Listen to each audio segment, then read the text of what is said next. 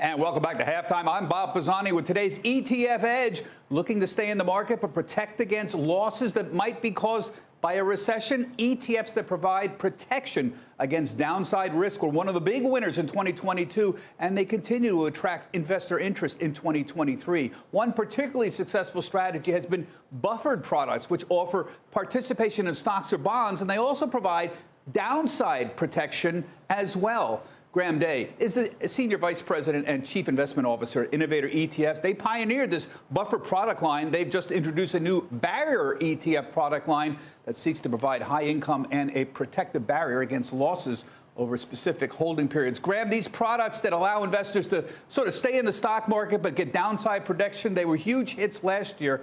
Explain how this buffered product works. Yeah, Bob, great to see you.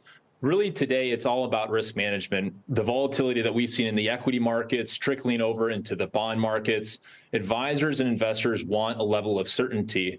And so what the buffer ETFs offer is broad benchmark exposure, equity exposure. And in exchange for an upside cap, investors can have known levels of built-in barriers against downside losses. And with the volatility that we're seeing, this is why we're having a lot of investors using these buffer ETFs as a way to stay invested and have that known built-in buffer against loss. And so if we look at PAPR, our Power Buffer ETF April series, that ETF gives you approximately 15% of the upside to the equity market 1-to-1. And in exchange, you also have a 15% buffer against downside losses. That known level of risk management is what's really attracting investors to these products today. Right. You know, these products work great in a down to a sideways market, but investors give up a significant amount of upside with the market trending up, right? You give up a lot, right? You can, Bob, but really that's the benefit of these products is that your upside and your downside are all known before investing. And so with the April series, PAPR, a lot of investors would be very happy to get 15% on the upside here for the remainder of 2023. But it's more that downside risk management that they're focused on. And what we've seen is an evolution of the use cases of these ETFs.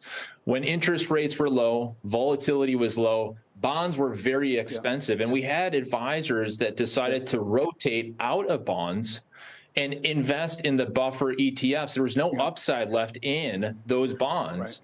Right. And so now we're seeing advisors that look at a 15% cap and say, I would be happy to track 1-to-1 with the equity markets up to 15% and have that built-in risk management. Very, very briefly, you followed up with a barrier ETF product, a line that provides high income and a protective barrier against losses over specific holding periods. Very quickly, how do these products work?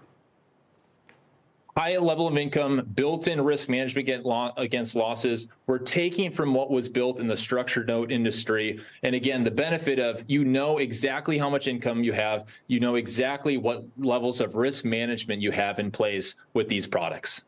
Yeah. All right. We're going to have a lot more on how to protect yourself on the downside with ETFs coming up on ETF Edge at 1:10 p.m. Eastern Time. Graham is going to be joined by Todd Sohn. He's the ETF and technical strategist at Strategic Securities. That's etfedge.cnbc.com. Scott, back to you.